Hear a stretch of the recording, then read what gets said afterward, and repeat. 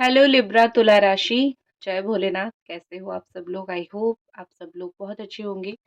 तो आपकी जो जनवरी 2025 है वो कैसा जाने वाला है, चलिए देखते हैं। लिब्रा, एंजल डिवाइन ब्लेस कीजिए हमारी जो यहाँ पे लिब्रा राशि देख रहे हैं, लिब्रा एनर्जी जिनकी है, प्लीज बताइए कि कैसा होने वाला है उनका जनवरी 2025।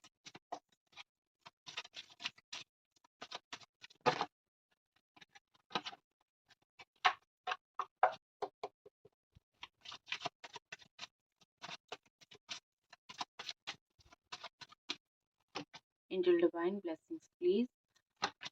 जय भोलेनाथ। भोलेनाथ हम प्लीज ब्लेस कीजिए, बताइए। हम्म,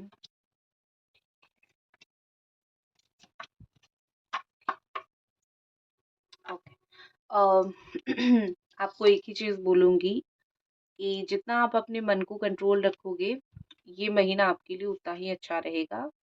ठीक है, आपको जो चीजें दिखेगा ना जीवन में कि मुझे ये चीज करनी है, मेरा प्राइमरी फोकस यही चीज है, आपको वही चीज करना है। आप बहुत डिस्ट्रैक्टेड ना हो कि अगर एक ही चीज के ऊपर फोकस करके काम करो तो आपको बहुत सारा सक्सेस मिल सकता है इस महीने में। ठीक है, शुरुआत अगर मैं करूँ आपकी करियर या फिर प्रोफेशनल लाइफ से, तो मुझे आप बहुत काम करते हुए बहुत ज़्यादा ही मैं यहाँ पे देख पा रही हूँ कि साल की शुरुआत ही आपकी ओवर वर्क से ही होगा।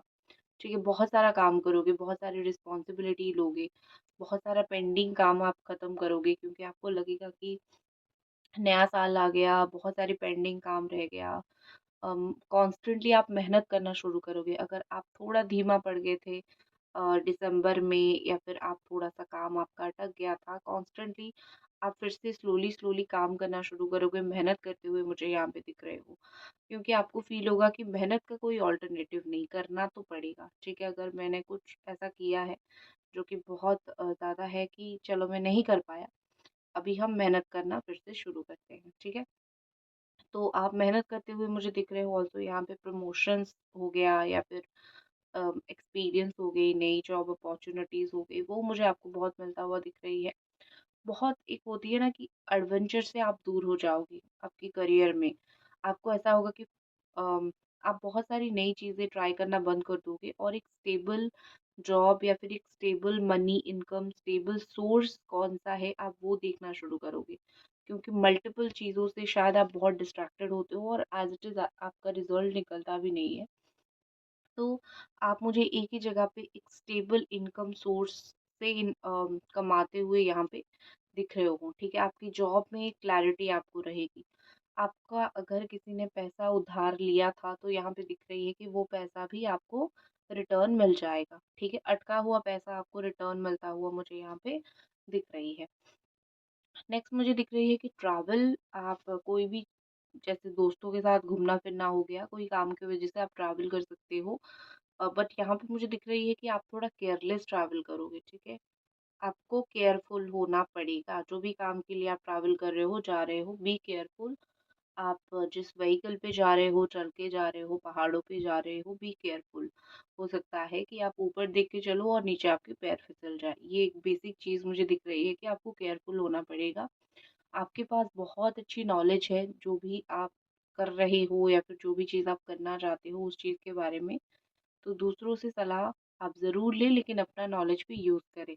मुझे ऐसा लग रहा है कि इस मंथ पे आपको कोई ऐसा दोस्त मिलेगा जो आपको बहुत मदद करने की कोशिश करेगा। हालाँकि आपको लगेगा कि वो क्या ही बोल रहा है, या फिर ये लोग क्या ही बोल रहे हैं, ठीक है ना? इतना तो मतलब नहीं है, मुझे इनकी बातें इतनी नहीं सुननी चाहिए।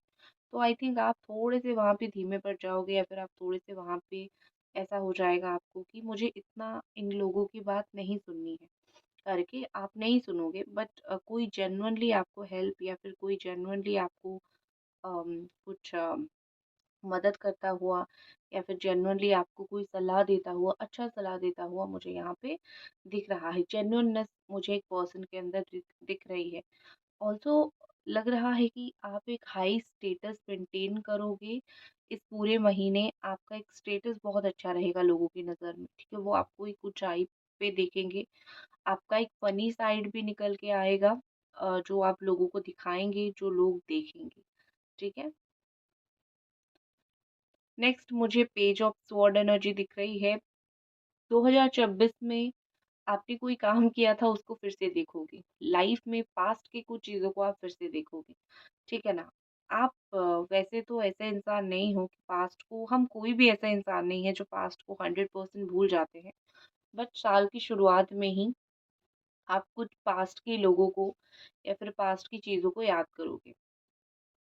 कोई इंसान जिसको आप स्टॉक करते हो, आप उसको या तो स्टॉक कर सकते हो या फिर कोई चीज़ को आप बहुत स्टॉक करते हो, तो वहाँ पे भी आप मुझे स्टॉक करते हुए कॉन्स्टेंटली दिख रहे हो। आपके मन में देखो कोई चीज़ अगर आप खुद खुद से करने की कोशिश करोगे तो आपके अंदर वो एक कन्फ्यूज़न क्रिएट कर सकता है। तो मुझे वही चीज़ दिख रही है कि आप खुद किसी चीज़ को लेके इतना देखोगे, इतना ताका-झाकी करोगे कि आपके मन में confusion sense of confusion create हो सकता है।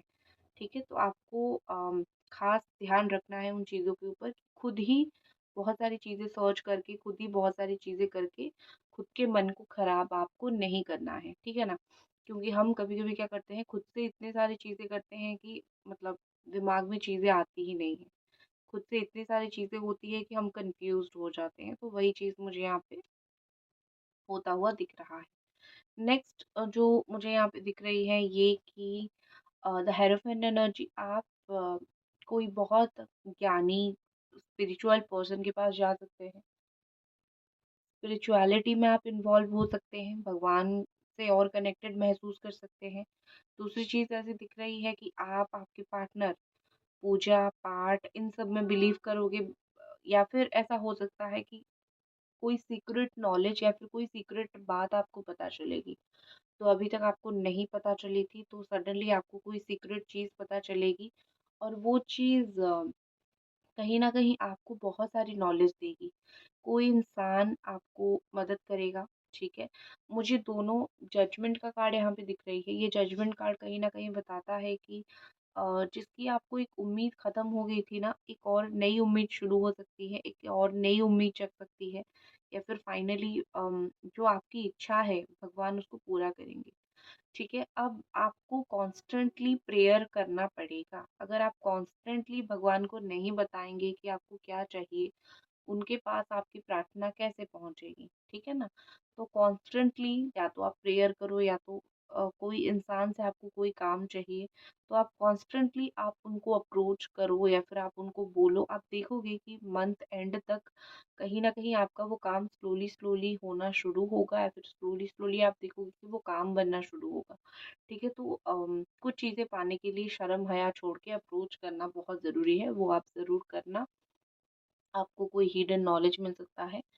अ, जो लोग स्टूडेंट वगैरह हो, स्टडी में बहुत अच्छा रहोगे। अगर मैं आपकी पर्सनल लाइफ देखूँ, मुझे लगता है कि रीडिंग में एक ही चीज़ की कमी रही, पर्सनल लाइफ से रिलेटेड, लव लाइफ से रिलेटेड, तो वो मैं देख के आपको बताती हूँ।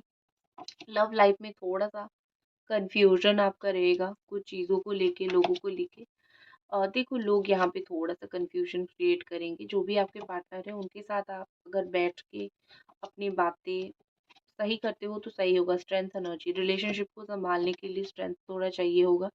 कोई व्यक्ति आपको अप्रोच कर सकता है प्यार मोहब्बत के लिए, ठीक है? तो अप्रोच आपको मिलेगा दूसरी तरफ से, ठीक है?